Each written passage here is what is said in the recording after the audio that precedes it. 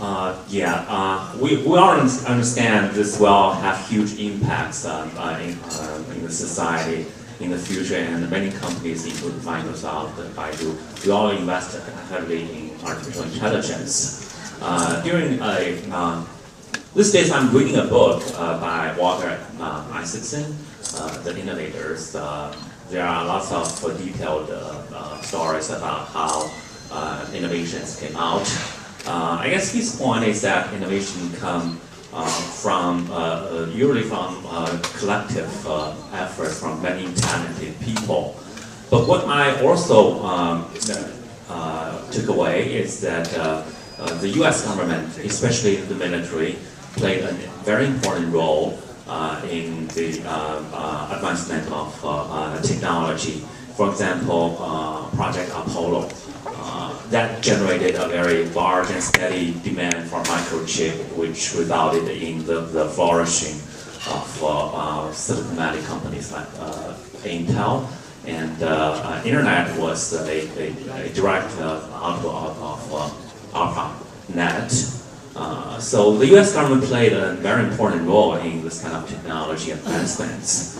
Earlier this month, I was at the CPPCC meeting in China. I made up a public speech advocating a project called China Brain.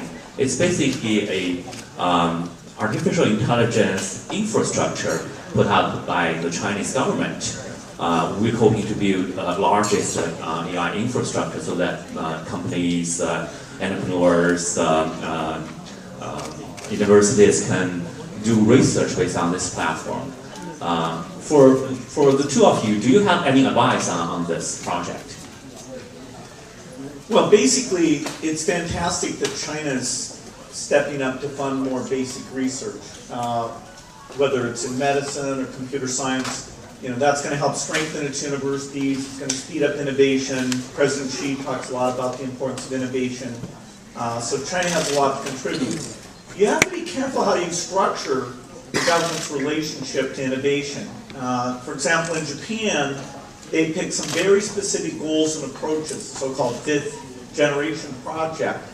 And it was the wrong way to go. In fact, in the 1980s, the US was feeling like, okay, Japan's better than us, they know how to make things better than us, they know how to plan a government AI project better than us, they know how to do HD television better than us. And actually that was a very good period in the US because people were kind of humbled. And they looked at our sort of scattered system of many universities and no central plan.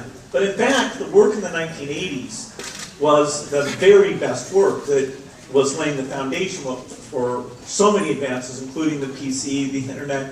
It was being done by a very distributed system that funded a bunch where, put aside the Manhattan Project, because that was special and it actually worked.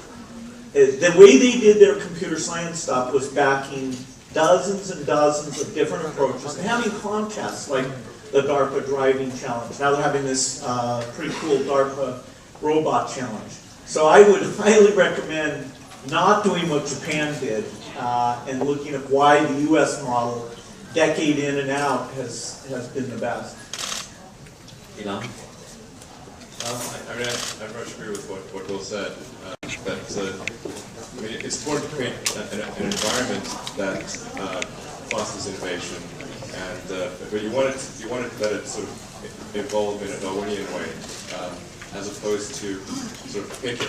You don't want to have at a sort of high level, like a sort of pick a technology and decide that that's the thing that's going to win, because it may not be, and you know.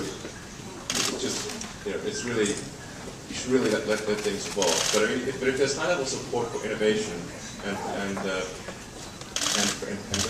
particularly making sure that the penalty for failure is low. You don't want to have failure be too punitive. I mean, that's one of the keys to Silicon Valley's success.